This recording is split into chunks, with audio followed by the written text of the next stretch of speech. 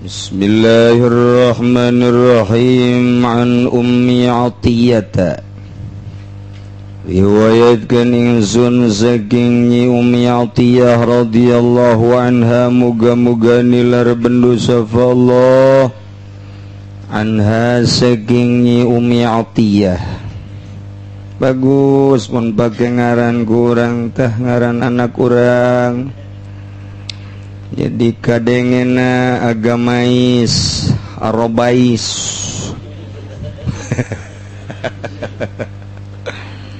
jadi ngeunaheun kai masa kai mah Ibu Miati yang ngeunaheun kan kadengena tiis anak ka mana ulina kai mah Oktavia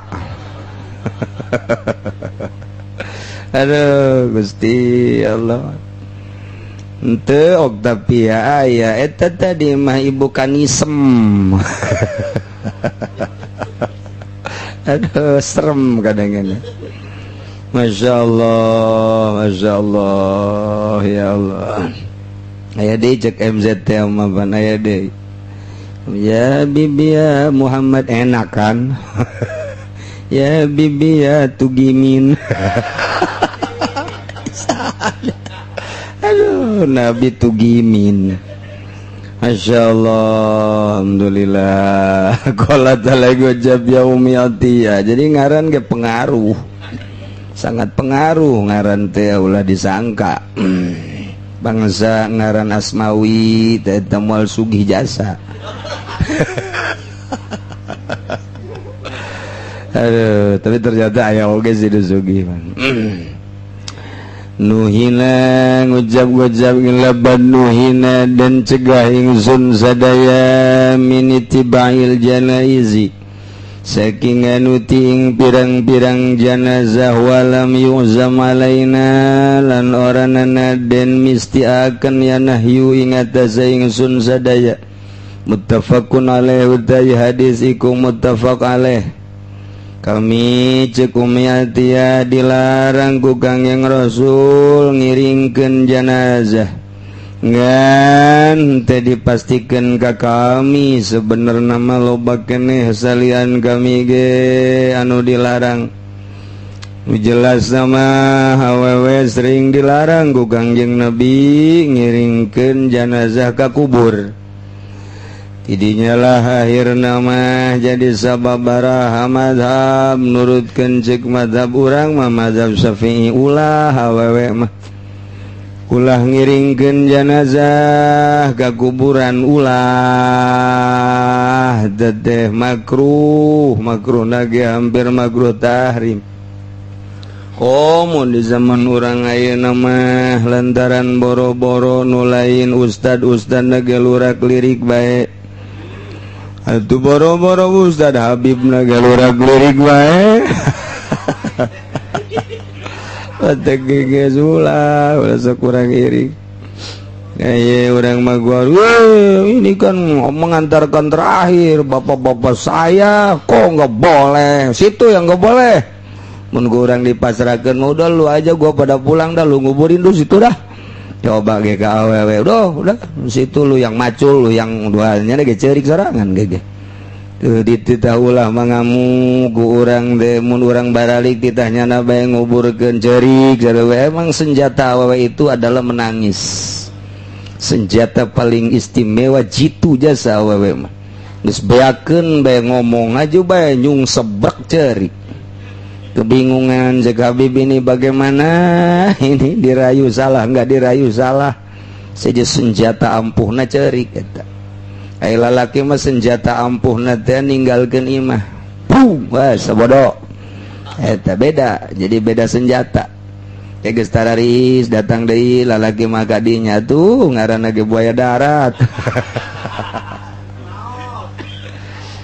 Saya mau urusan lalai caritana jadi nuturkeun ngiringkeun janazah ka kubur awewe mah dilarang ku Kangjeng Nabi urang Kangjeng Nabi Muhammad sallallahu alaihi wasallam lah lalaki bae Al-qaulur rajih bin nisbat li hadha zaman alladhi kathura fihi al-fasad.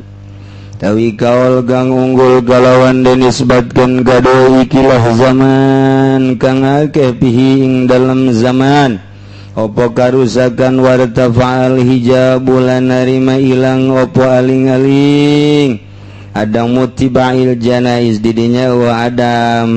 Jadi ittiba'ul janaiz ala nisa'i tulis di sisina wa hadza iskalun. Wa hadza iskalun la ala shawab adam muttiba'il janaiz. Pas gitu.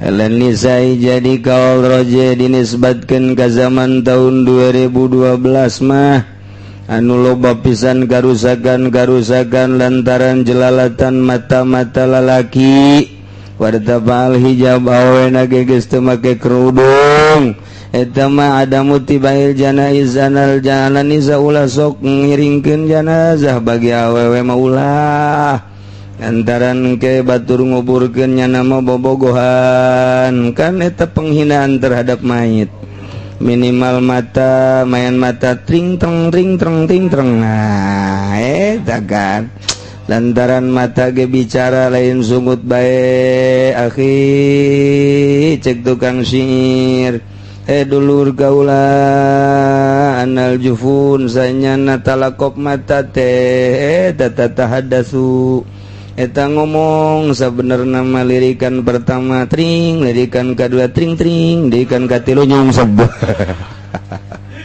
Atuh geus kitu sabenerna masyaallah.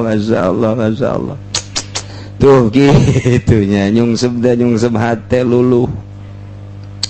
Kok mau jadi beres senyum waduh dunia ini milik kita berdua. Aduh budak oplok jasa yang lain ngontrak semua. Geus teu beres da teh geus gitu akibatna atuh lamun kurang modal motor dijual eta akibat main mata motor geus beak sepeda dijual sepeda geus beak baju-baju dijual eueuh jualan deui aya ge kitab tafsir Munir jual bae. Eta jahat jasa eta dari mata turun ke hati seperti kitu. Mantak ulah, mantak cekolot baheula mah jangan suka main api nanti terbakar. Budak kuari mah hayang nyaho terbakarna gua. Belum teh coba.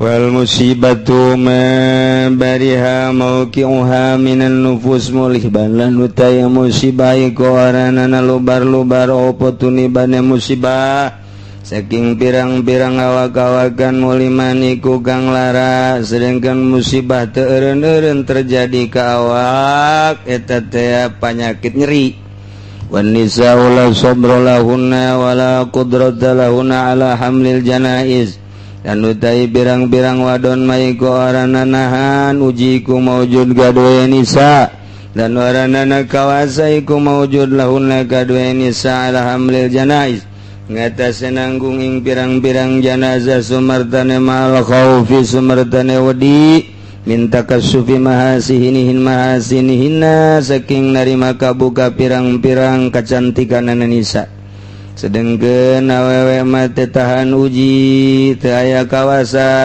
gana mawa janazah jadi bahkan ngiringkeun janazah neuleuh janazah bari rempan jasad tina kabuka kagelisanana kacantikanana sedengkeun lalaki di mana-mana neuleuh wajah awewe nu geulis beda bae boro-boro anu can kawin nu geus kawin ge rada lain deui bae bangun teh haju mener-menerkeun kopiah haju bener-menerkeun atuh kancing haju beda ta eta pangaruhna kos kitu atuh Habib ge sorbana dilempeng-lempeng eta akibat deredo geulis eta kos kitu jadi aya efek langsung eta mah otomatis berarti diciptakeun ku Gusti Allah eta mah mun cara mobil di atas Innova asal dipencet bae geus bae jadi harurung kabeh nah ieu ge asal neuleuh langsung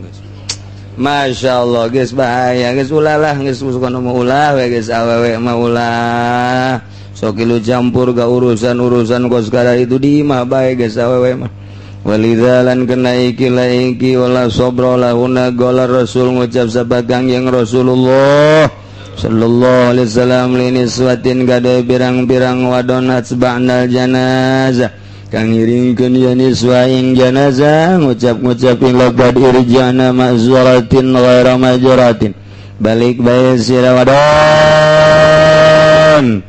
ma'zuratin ale kang sakehe kang daroraka ghaira majuratin tur hale orana kang den ganjar geus balik bae lantaran ieu berangkat ka kuburan dengan sakadar dosa unggul teu aya ganjaranana masyaallah.